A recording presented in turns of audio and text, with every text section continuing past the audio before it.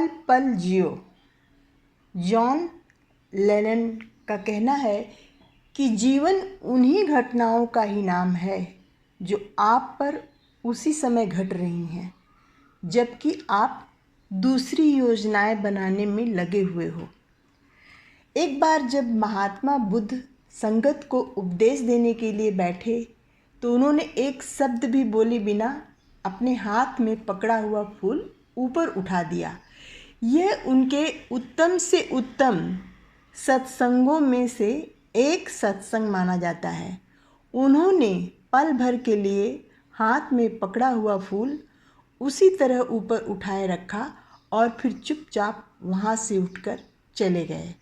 उन्होंने जो कुछ कहना था कह दिया। उनका सत्संग सुनने के लिए एकत्र हुए हजारों लोगों में से केवल एक व्यक्ति ही उनकी रमज को समझ पाया। उसका अंतर प्रकाश से भर गया और वो पूर्ण ज्ञानी बन गया। महात्मा बुद्ध ये उपदेश दे रहे थे कि हमारे पास केवल वर्तमान का एक पल है। उस पल में जो कुछ है पूर्ण है। उसमें न मन की रचनाएं हैं और न ही कोई समस्याएं हैं। केवल शांत और स्थिर मन में ही उस फूल के अस्तित्व का एहसास है। वर्तमान के पल से बाहर जीवन दुख का रूप है। हम या तो अतीत में पैदा हुई इच्छाओं तृष्णाओं के बारे में सोचकर दुखी होते रहते हैं या भविष्य में पैदा होने वाली समस्याओं के बारे में सोच कर दुखी होते रहते हैं।